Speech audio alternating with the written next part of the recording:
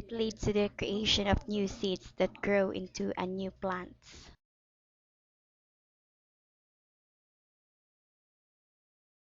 But how does pollination work?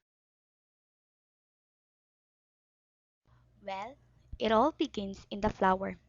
Flowering plants have several different parts that are important in pollination. Plants has a male pod called stamen that produce a sticky powder called pollen,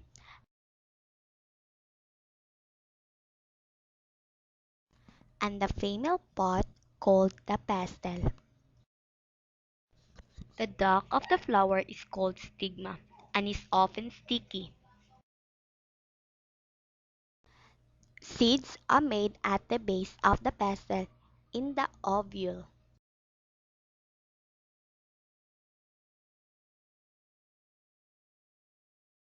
To be pollinated, pollen must be moved from the stamen to the stigma, after which fertilization of the eggs on the ovule takes place,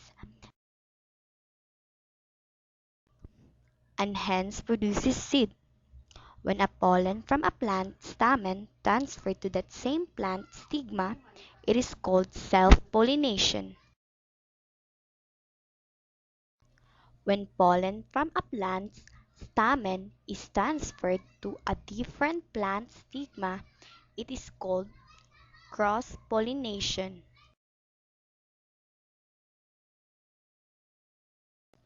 Cross-pollination produces stronger plants. The plant must be of the same species. For example, only a pollen from a daisy can pollinate another daisy. Pollen from a rose or an apple tree would not work. But how does pollen from one plant get moved to another? How do plants get pollinated? Pollination occurs in several ways. People can transfer one pollen from one flower to another.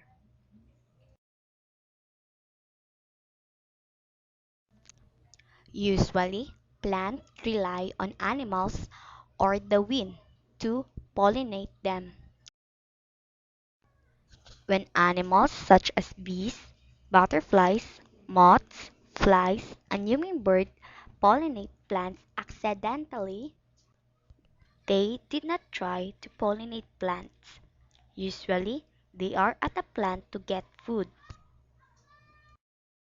The sticky pollen or sweet nectar made at the base of the petals when feeding the animals accidentally rub against the stamen and get pollen stuck all over themselves. When they move to another flower to feed, some of the pollen can rub off onto this new plant stigma.